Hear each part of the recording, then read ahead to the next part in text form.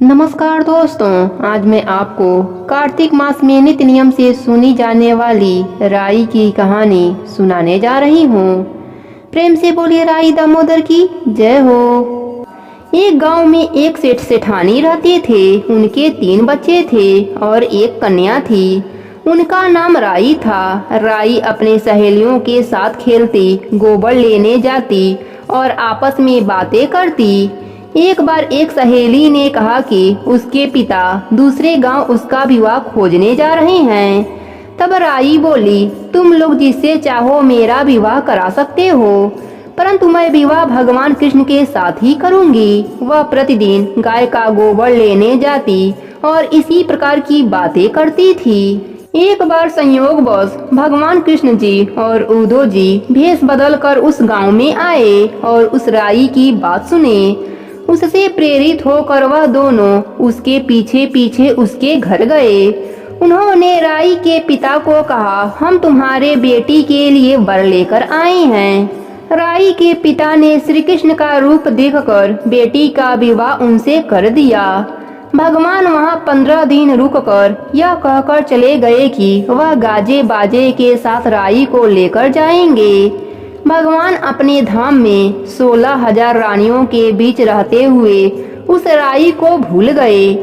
इधर राई को प्रतिदिन राह देखते हुए 5, 10, 20 वर्ष हो गए, परंतु प्रभु नहीं आए।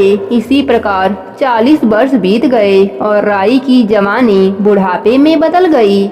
सिर के बाल सफेद हो गए, दांत गिरने लगे, चेहरे पर झुर्रियां दिखाई देने लगी। भाई भतीजे बड़े हो चुके थे। एक दिन राई बोली, भैया मुझे गंगा नहाना है और 4 पहरों का पाप धोना है। भाई उसको गंगा जी लेकर गए। पंडित जी से पिंडदान करने को कहा। पंडित ने तांबे का कलश तैयार करके कृष्ण नाम से पिंडदान कराकर राई के हाथ में दे दिया। इसे गंगा जी में बहा दो। जब राई ने कलश गंगा जी में बहाया तो कलश खिलखिलाकर हंसने लगा और बैकुंठ जाकर भगवान के सीने में प्रहार किया। उसे देखकर भगवान को अपने भूल का एहसास हुआ और वह तुरंत नंगे पैर दौड़ते हुए मृत्युलोक में राई के पास आ पहुँचे। संपूर्ण गांव वाले राई को बधाई देने लगे। राई अपने पति को देखकर शर्माने लगी। तब भगवान ने कहा, मुझसे भूल हो गई है। इसके बाद भगवान ने राई को स्पर्श किया। तब राई का शरीर दिव्य हो गया, जिसे देखकर भगवान बोले, हे राई, तुम्हारा लेखा जोखा हर धर्म में रहेगा। जो कोई राई की कथा आज सुनकर 1 कटोरी राई भरकर श्री कृष्ण मंदिर में दान करेगा, वह मेरे धाम को प्राप्त होगा। इस प्रकार राई प्रभु के साथ बैकुंठ लोक में चली गई।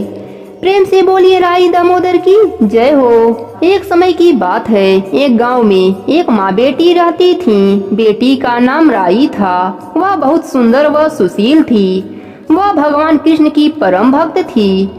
एक बार भगवान कृष्ण उसकी परीक्षा लेने हेतु चूड़ी बेचने वाले बनकर आए और आवाज देने लगे। राई अपने माँ से बोली, मुझे भी चूड़ियाँ चाहिए। माँ बोली, मैं पैसे कहाँ से दूँ? बाजरी है, वह ले जा। बाजरी को भगवान ने फूंक मारी तो भूस उड़कर राई के आँख में चली गई।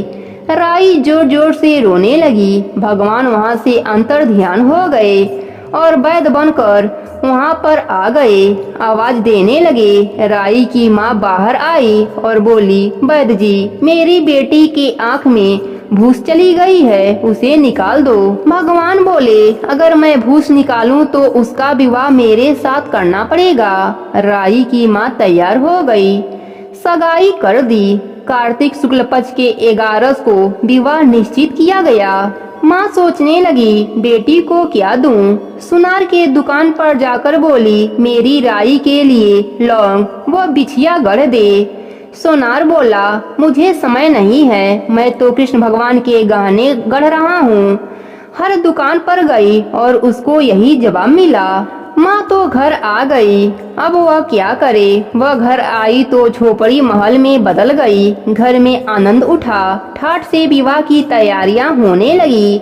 भगवान ने बारात लाए। माँ ने खूब ठाठ से राई का विवाह भगवान कृष्ण के साथ कर दिया। भगवान राई को लेकर द्वारका गए। राई महल में आनंद के साथ रहने लगी। दूसरी रानियां चिढ़ने लगी। सावन में राई पिहर गई तो भगवान ने सोचा कि तीज भेजूं।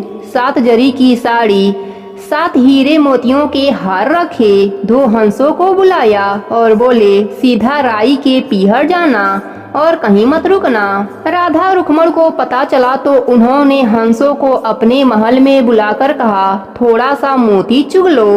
हंस मोती चुगने लगे। राधा रुक्मण ने सारा सामान निकालकर उसमें फटे पुराने कपड़े और 5 कांटे रख दिए और पोटली हंस को दे दी।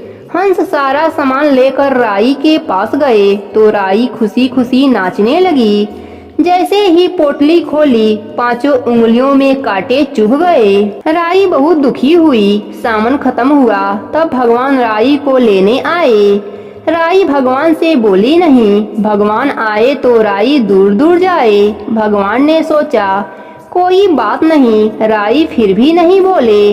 इतने पर भी राई भगवान को अपने महल में जिमाई। भोजन में दही जरूर देती। एक दिन भगवान बिल्ली बनकर सारा दही खा गए। अब राई दही कहाँ से रखे। भगवान गुजरी बनकर दही बेचने आए। राई नीचे जाकर बोली थोड़ा दही दे दो। गुजरी बोली राई तुम उदास क्यों हो? हमने सुना है तुम भगवान से नाराज हो। राई बोली तुम्हें क्या मतलब, तू जा। गुजरी बोली हम सखी जैसे हैं, मन की बात कहो तो मैं किसी से भी नहीं कहूँगी। राई ने सारी बात बताई। सुनते ही भगवान को अचंभा हुआ। वह असली रूप में आ गए। बोले यह कैसे हुआ? मैंने तो 5 जड़ी की साड़ी और 5 हीरो का हार भेजा था। भगवान ने हंसों को बुलाकर पूछा तुम कहीं रुके तो नहीं? हंस बोले राधा रुक्मण के महल में रुके थे और कहीं नहीं रुके थे। भगवान ने राधा रुक्मण को बुलाया और पूछा आपने ऐसा क्यों किया? तो वह बोली आप हमारे महल नहीं पधारे इसलिए हमने ऐसा किया। भगवान बोले आप हमें प्रेम से बुलाते तो हम जरूर आते। फिर भगवान बोले कार्तिक का महीना राई को दूंगा। 5 दिन राधा रुक्मण को और 11 दिन सत्यभामा को दूंगा। भगवान ने सबको मान दिया। भगवान कृष्ण ने कहा जो भी आज के दिन मेरी और राई की कथा सुनेगा उसे बैकुंठ का वास दूंगा। प्रेम से बोलिए राई दामोदर की जय हो।